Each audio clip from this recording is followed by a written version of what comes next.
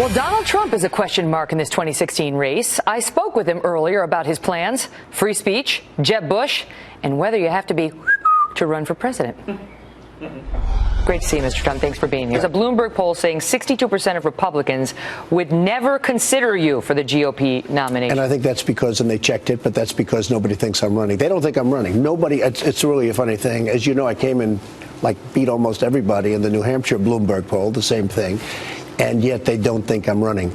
So we'll see what happens. I mean, in June, I will announce one way or the other.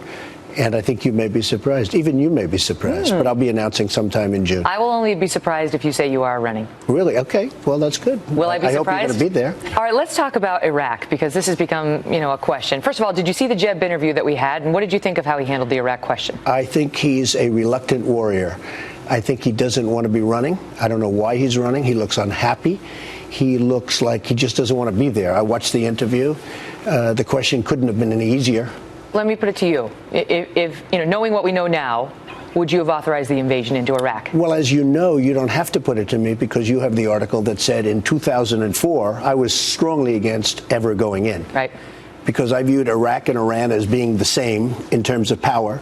And they'd push one way, they'd push another way. They'd have their 5-year war, and then they'd stop and take a breather, and then they'd have their 5-year war. Nothing ever happened. Mm-hmm. We decapitated Iraq, and now Iran is taking over the entire Middle East. They're taking over. But, some of the Republicans say that is the fault of President Obama for pulling out all the troops when we had victory, that they snatched, defeat from the jaws of victory. It's the fault of Obama, there's no question. It's the fault of Bush for going in. It's the fault of Obama for getting out.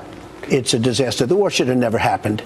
And then once it did happen, you should have at least left the troops in. Mm-hmm. So it's really a double fault. Let's talk about Amtrak, because after the Philadelphia train crash, you started tweeting out about infrastructure, saying the only one to fix the infrastructure of our country is me, and talking about how you know how to build things, which is obviously true. It is true. But we were talking on this show about, those who are blaming infrastructure as what are you talking about? The guy was going twice the speed limit. How do you make this an infrastructure problem? Well, even that's infrastructure, because if they had the right things on the rails, it couldn't have gone more than 50 miles an hour. But you can't blame the crash on infrastructure. Look, the crash appears to be the fault of the driver. Sure. Infrastructure may have been able to overcome that, but it wasn't the cause. Regardless of the train, the train.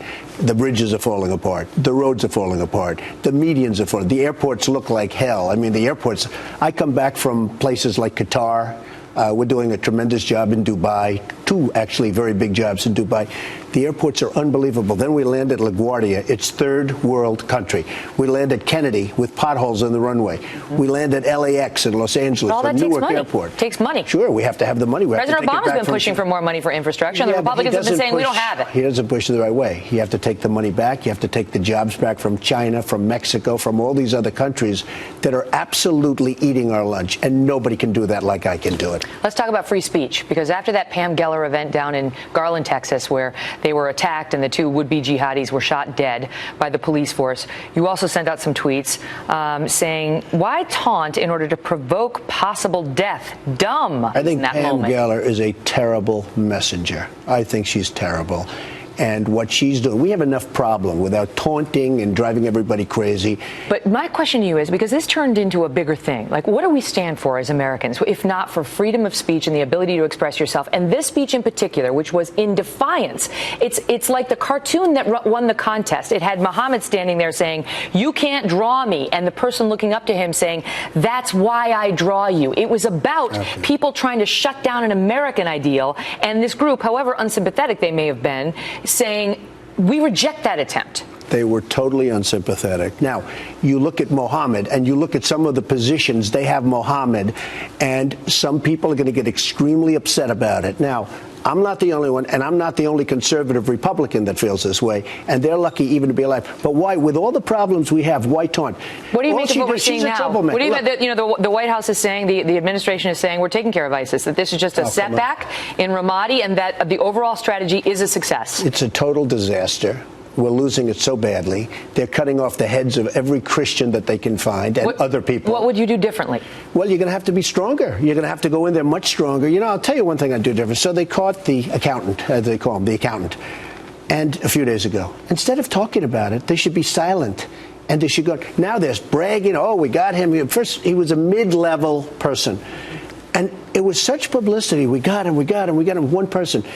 They should have been quiet and gone after others that weren't suspecting. You know, it's very interesting. I'm a big fan of General Douglas MacArthur. I'm a big fan of General George Patton.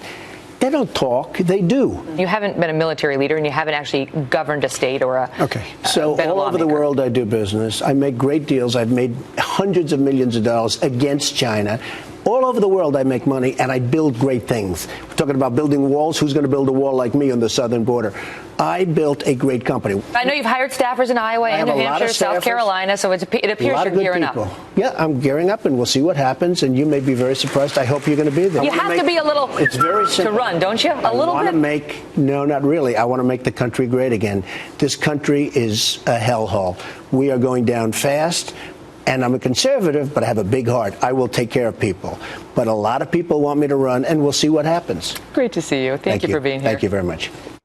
What do you think? Do you have to be a little... You also have to be a little to be on TV.